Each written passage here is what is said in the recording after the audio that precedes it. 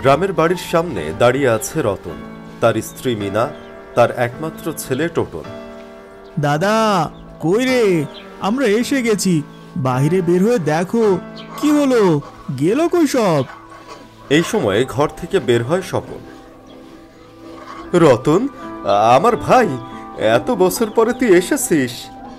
হ্যাঁ রে, এমনিতেই ছুটি পাওয়া যায় না। কয়েক বছর ধরে ঈদের ছুটিতে গ্রামে আসার কেবল প্ল্যানই করে যাচ্ছি, তাই এবারে আর কোনো প্ল্যান না করে ছুটি পাওয়ার সাথে সাথে চলে এলাম। আয় ভিতরে আয়, আসো মিনা। বাহ, টোটন তো বেশ বড় হয়ে গেছে দেখছি। আয় বাবা, ঘরে আয়। সবাই ঘরের ভিতরে যায়।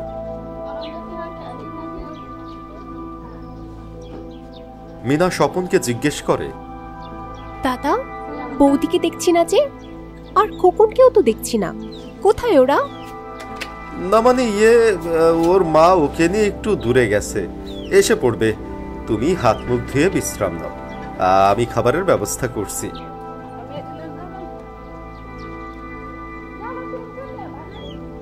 আজ কত বছর পরে গ্রামের বাড়িতে আসলাম, কি যে ভালো লাগছে। এই বাড়িতে কত স্মৃতি, কত ছোটাছুটি করেছি ছোটবেলা, এসব ভাবলেও কষ্ট লাগে বুঝলে। এতই যখন কষ্ট লাগে, তখন বছরে একটিবার আসলে কি হয় দাদা? বৌদির কথা মনে করে হলেও তো একবার আসতে পারো। তুমি তো সব জানোই, ঈদের ছুটি হয়ে গেলেও আমার কাজের ছুটি হয় না। ও হ্যাঁ, ভালো কথা, বৌদি আর খোকনকে কোথাও দেখছি না যে, গেল কই ওরা? দাদা বলল বৌদি নাকি খোকনকে নিয়ে কোথাও গেছে, চলে আসবে নাকি আবার। বাবা, ফোনে নেটওয়ার্ক পাচ্ছি না কেন, ওয়াইফাই কানেক্ট করে দাও। বাবা, এখানে তো কোনো ওয়াইফাই নেই, আর এখানে তো মোবাইল নেটওয়ার্কও পাওয়া যাবে না, এটা যে গ্রাম বাবা। দূর, এ কোথায় নিয়ে আসলে আমাকে, একদম ভালো না জায়গাটা। টোটন উঠে চলে যায়।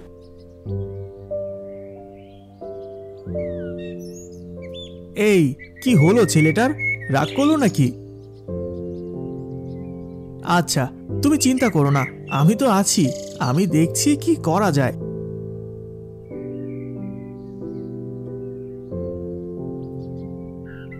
বাবা, এখানে কি তুমি বড় হয়েছো? হ্যাঁ বাবা, এটাই আমার জন্মস্থান। এই রাস্তায় আমরা ছুটে বেরিয়েছি, স্কুলে গিয়েছি, খেলাধুলা করেছি। ওয়াইফাই ছাড়া যে তোমরা কি করেছিলে আমি তাই তো বুঝতে পারছি না। তখন শুধু গ্রামে না, বরং দেশের কোথাও ওয়াইফাই ছিল না, বুঝলে।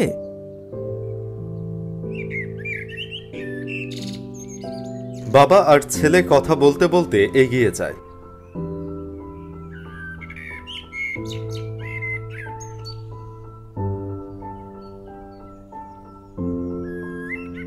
এদিকে বাড়িতে মিনা তার রুমে বসেছিল। ঠিক এই সময় দরজার কাছে একটা খট করে শব্দ হয়। সেদিকে তাকিয়ে মিনা দেখে সেখানে স্বপন দাঁড়িয়ে আছে। এই কি দাদা, আপনি এখানে, কিছু বলবেন? আচ্ছা মিনা, তোমরা তোমাদের ছেলেকে অনেক ভালোবাসো তাই না? ওর জন্যই তোমরা এত কাজবাজ করছো তাই না? হ্যাঁ দাদা, ও ছাড়া তো আমাদের আর কেউই নেই, তাই ওর জন্যই সবকিছু। আপনাদেরও তো একটা মাত্র ছেলে, খোকন। হ্যাঁ, আচ্ছা, এই ঈদে খোকনকে যদি কিছু কিনে না দেই তাহলে কি ও খুব রাগ করবে? সে কি কথা, ওকে কিছু দেবেন না কেন দাদা? আমরাই তো ওর জন্য সুন্দর একটা টি শার্ট এনেছি, দেখবেন এটা গায়ে দিলে ও অনেক খুশি হবে। খুশি হবে? কিন্তু ও তো, হ্যাঁ খুশি হবে হয়তো। মিনা স্পষ্ট লক্ষ্য করল স্বপন কিছু একটা কথা বলতে গিয়েও আর বলল না। তার মুখ জুড়ে কেমন যেন একটা অস্বাভাবিক কালো ছায়া নেমে এসেছে।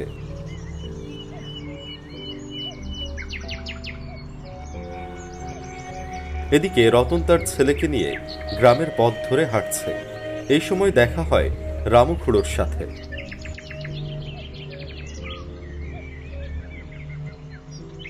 আরে খুড়ো, ওহ কতদিন পরে যে তোমাকে দেখলাম।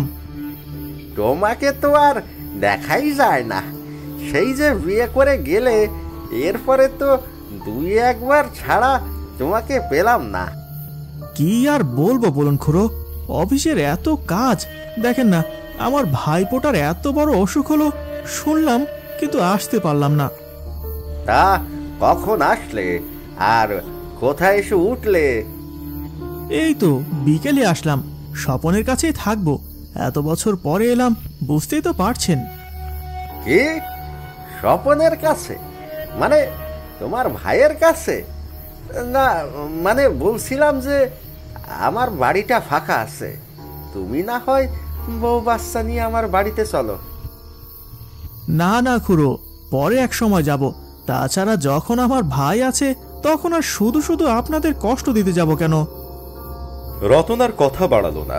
সূর্য ইতোমধ্যে ডুবুডুবু করছে, চারদিকে অন্ধকার নেমে এসেছে।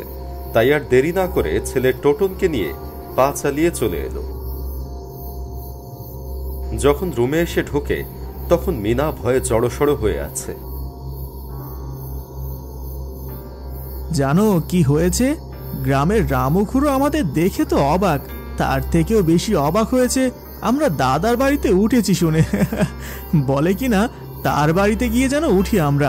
আচ্ছা, আমার ভাই থাকতে তার বাড়িতে উঠতে যাব কেন? আমার তো মনে হচ্ছে উনি ভুল কিছু বলেননি, উনি ভেবেচিন্তেই কথাগুলো তোমাকে বলেছে। কি বলছো মিনা? এইসব হলো বুড়ো বয়সের মতিভ্রম। আচ্ছা মিনা, কি হয়েছে তোমার? সব ঠিক আছে তো? মনে হচ্ছে তুমি ভয় পেয়ে আছো। কি হয়েছে মিনা? রতন, আমার মনে হচ্ছে কিছু একটা হতে যাচ্ছে, কেন জানি আমার খুব ভয় করছে। কি হয়েছে আমাকে সব বলো। আর দাদা কোথায়? হঠাৎ তোমার দাদা কেমন যেন অস্বাভাবিক সব কথা বলছে। বলছে আমরা আমাদের টোটনকে ভালোবাসি কিনা, তারপরে খোকনকে ঈদের উপহার না দিলে ও রাগ করবে কিনা। কাম ডাউন মিনা, এটা এমন কোনো উদ্ভট বা অস্বাভাবিক কথা না। তুমি অনেক ক্লান্ত, তাই উল্টাপাল্টা ভাবছো। এখন একটু খেয়ে শুয়ে পড়ো।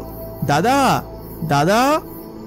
রতন দাদাকে ডাকতে ডাকতে রুম থেকে বের হতে যাবে, ঠিক তখনই ওদের ঠিক পিছনের রুমের কর্নার থেকে সাড়া দেয় রতনের দাদা স্বপন। চমকে ওঠে ওরা, পিছনে তাকায়। এ কি দাদা, তুমি এখানে? কিন্তু এতক্ষণ দেখতে পেলাম না কেন? আর কখন এলে তুমি? জানিস, মাসে মাসে আমি আমার খোকনের ডাক শুনতে পাই। ওর মা অনেক কান্না করে, কিন্তু আমি শুনতে পাই না। তাই এই রুমে এসে বসে থাকি, কখন ওরা আমাকে ডাক দেয়। এইসব কি বলছো দাদা? তুমি না বললে ওরা কোথাও বেড়াতে গিয়েছে? তাহলে তোমাকে ডাকবে কি করে?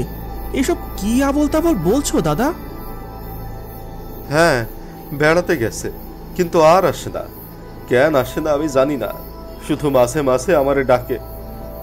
ওই ওই আমাকে ডাকে, শুনতে পাচ্ছিস? আমাকে ডাকছে। আমাকে যেতে হবে, এখনই যেতে হবে। এক প্রকার উন্মাদের মতো ছুটে স্বপন ঘর থেকে বের হয়ে যায়। বাইরে থেকে ওরা কোনো ডাক শুনতে পাচ্ছে না, কিন্তু তারপরেও রতন তার দাদার সাথে বেরিয়ে যায়। পিছনে পিছনে যায় মিনা।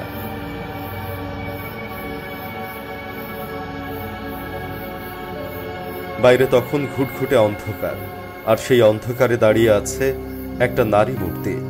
ভয়ঙ্কর কুৎসিত তার মুখের অবয়ব। বৌদি, বৌদি এখানে?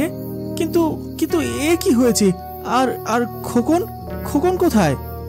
ভয়ঙ্কর ওই নারী মূর্তির সামনে দাঁড়িয়ে কথা বলছে স্বপন, আর একটু পিছনে দাঁড়িয়ে সবটা শুনছে মিনা আর রতন। এই দেখেছ কারা এসেছে আমাদের বাড়িতে?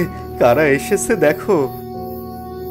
জানতাম, আমি জানতাম সম্পত্তির লোভে অবশ্যই আসবে, একদিন না একদিন ঠিকই আসবে। কিন্তু আমাদের খোকনের যখন অসুখ করেছিল তখন কোথায় ছিল তোমার এই ভাই? কোথায় ছিল তার বউ? কোথায় ছিল তারা? তুমি যে কি বলো না, ওরা শহরে থাকে, বললেই কি আসা যায়? চাকরিতে ছুটি পাওয়া যায় না। আমাদের সবার জন্য রতন ঈদের উপহার এনেছে। আমাদের খোকনকে তো আমি কিছুই দিতে পারি না, কিন্তু ওরা নাকি খোকনের জন্য একটা সুন্দর টি শার্ট এনেছে। আমাদের খোকন কি ওই উপহার নিবে? ওই টি শার্ট গায়ে দিবে? জানো, ছেলেটা আজ কতদিন ধরে একটুও হাসে না, কেবল কান্না করে, সব সময় কান্না করে। ওর নাকি বুকে খুব ব্যথা করছে। আমি কিভাবে এগুলো সহ্য করি বলো তো? এমনই একের পর এক কথা চলতে থাকে ওদের ভিতরে। দূর থেকে পাথরের মতোই স্তব্ধ হয়ে দাঁড়িয়ে ওরা শুনে যায়। একসময় মিনা রতনের হাত ধরে টেনে ঘরে নিয়ে আসে।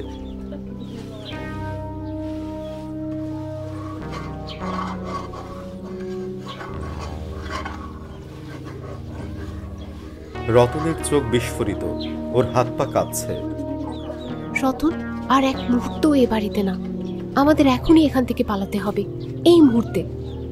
কিন্তু কিন্তু আমার ভাই, আমার বৌদি, ওদের ফেলে আমি যাব?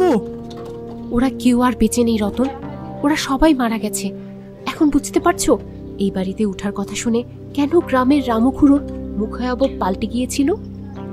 কিন্তু কিন্তু খোকন, খোকন কোথায়? আমরা ওকে আমাদের সাথে নিয়ে যাব মিনা। ওকে এই বাড়িতে একা থাকতে দেব না। পাগলামি করো না রতন, ওরা কেউ বেঁচে নেই। ওরা অনেক আগেই মারা গেছে। এখন হয়তো আমাদের মৃত্যুর পালা। তাড়াতাড়ি আমাদের এখান থেকে পালাতে হবে রতন, খুব তাড়াতাড়ি। রতন আর মিনা খুব দ্রুত ওদের ব্যাগপত্র গোছাতে শুরু করে। যখন ব্যাগ নিয়ে বের হতে যাবে, ঠিক তখনই যেন ভোজ বাজির মতো সামনে এসে দাঁড়ায় স্বপন। ওর মুখটা সেই আগের মতো হাসি খুশি নেই, তার পরিবর্তে একরাশ প্রতিহিংসা আর প্রতিশোধের নেশা যেন দানা বেঁধে আছে। এ কি, তোমরা চলে যাচ্ছ কেন? আমার খোকনকে ঈদের উপহার দিবে না? জানো তো, এবছর আমি ওকে কিছুই দিতে পারিনি। তোমাদের উপহার পেলে এ অনেক খুশি হবে। দাদা, আমাদের ভুল হয়েছে। আমরা সময় মতো আসতে পারিনি, তোমাদের সাথে কোনো যোগাযোগ করিনি। কিন্তু বিশ্বাস করো দাদা, এবারে আমরা কোনো সম্পত্তির লোভে আসিনি। আমরা তো শুধু তোমাদের দেখতে এসেছিলাম। আমাদের ক্ষমা করে দাও দাদা, আমরা ভুল করেছি। কতবার তোদের কাছে চিঠি পাঠালাম, লোক মারফত খবর পাঠালাম, কিন্তু তোরা কোনো উত্তর দিলি না। ছেলেটার বড্ড অসুখ করেছিল, সারা দিন সারা রাত কেবল বিছানায় শুয়ে ছটফট করত। একটা ওষুধ খাওয়াতে পারিনি। ভেবেছিলাম তোদের থেকে কিছু টাকা আনবো, কিন্তু তোরা কি করলি? দাদা, আমরা বুঝতে পারিনি যে এখানে এত বড় ঘটনা ঘটে গেছে। জানতে পারলে আমরা খোকনকে নিশ্চয়ই বাঁচাতাম। আমাদের ক্ষমা করে দিন দাদা, আমরা ভুল করেছি। আমাদের খোকন চলে গেল, এরপরে বিষ খেয়ে আমরা ওর সাথে সাথে চলে গেলাম। জানো, যেদিন ও আমাদের ছেড়ে চলে গেল সেদিন ছিল ঈদ। ওকে একটা জামা কিনে দিয়েছিলাম। জামাটা গায়ে দিতেই ওর সে কি আনন্দ, কিন্তু মাত্র একটু সময়। এরপরে এই জামাটা রক্তে লাল হয়ে গেল, আর আমার খোকন আমাদের ছেড়ে চলে গেল, চিরদিনের জন্য চলে গেল। ক্ষমা আমি করব না। যদি খোকন করে তাহলেই তোমরা যেতে পারবে। আমাদের খোকনের কাছে নিয়ে চলো, আমরা ওর কাছে ক্ষমা চাইব। ও নিশ্চয়ই আমাদের বুঝতে পারবে। আসিদ, ওকে তোমাদের আনা জামাটা পরিয়ে দেব। ও নিশ্চয়ই অনেক খুশি হবে। ক্ষমা যদি করে তাহলে ও করবে। স্বপন এক পা দুপা করে বাইরে চলে যায়। পিছনে পিছনে বের হয় রতন আর মিনার। মিনার হাতে খোকনের জন্য আনা সেই টি শার্টটা। বাইরে সেই একই জায়গায় দাঁড়িয়ে আছে ওদের বৌদি। ওগো, ছেলেটাকে নিয়ে এসো, দেখো ওর জন্য কত সুন্দর জামা এনেছে ওরা। এটা গায়ে দিলে ও অনেক খুশি হবে, ও আর কান্না করবে না। আমাদের ছেলে এই জামা গায়ে দেবে? এতে যে ওর কষ্ট আরো হবে, ও আরো কান্না করবে। তখন কি হবে? ঠিক এই সময় একটা গলা ভেসে আসে। গলাটা খোকনের। কান্না ভরা গলায় কথা বলতে বলতে এগিয়ে আসে খোকন। ওর সারা শরীরে কাটাকুটি দাগ। মুখের দিকে তাকালে বুকটা ধক করে ওঠে রতনের। বাবা, আমার জন্য ঈদের জামা এনেছো? আমি পরবো, আমাকে পরিয়ে দাও বাবা, আমাকে পরিয়ে দাও। মিনার হাত থেকে জামাটা নিয়ে সেটা পরিয়ে দেওয়া হলো খোকনকে। সেটা গায়ে দিয়েই একটা মুখ জুড়ে হাসি দিল, কিন্তু কয়েক মুহূর্তের জন্য। এরপরেই বিকট চিৎকার শুরু করলো। টি শার্টটা রক্তে ভিজে একেবারে লাল হয়ে গেছে, আর তৎক্ষণাৎ নারী মূর্তিটা নড়ে উঠল। আমার ছেলে কষ্ট পাচ্ছে, ওরা আমার ছেলেকে কষ্ট দিচ্ছে। আমি ওদের শেষ করে ফেলবো, ছাড়বো না ওদের, কাউকে ছাড়বো না। এক পা দুপা করে প্রেতের মতো ওরা তিনজন রতন আর মিনার দিকে আগাতে থাকে। ওরাও একটু একটু করে পিছাতে থাকে। হঠাৎ দূর থেকে রামু খুড়োর গলা ভেসে আসে। অন্ধকারে সে একটা রক্তমাখা জামা আর একটা জ্বলন্ত মশাল নিয়ে দাঁড়িয়ে আছে। রতন, এই মশাল দিয়ে জামাটা পুড়িয়ে দাও, না হলে ও কাউকে ছাড়বে না। আজ সবার মৃত্যু হবে। রতন ছুটে গিয়ে রামু খুড়োর হাত থেকে মশাল আর জামাটা নেয়। এরপরে আগুন ধরিয়ে দেয় ওই রক্তমাখা জামাটাতে। আর মুহূর্তে তিনটা প্রেতের একত্রিত চিৎকারে আকাশ বাতাস একাকার হয়ে যায় আর ঘন অন্ধকারে একসময় মিলিয়ে যায়।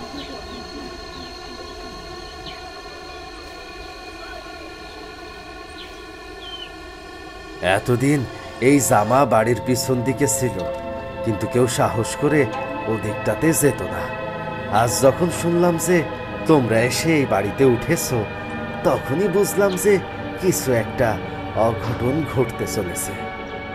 খুড়ো, আপনার জন্য আজ আমরা এত বড় বিপদের হাত থেকে বাঁচলাম, সেই সাথে আমার হাতে ওদের মুক্তি দেওয়া হলো।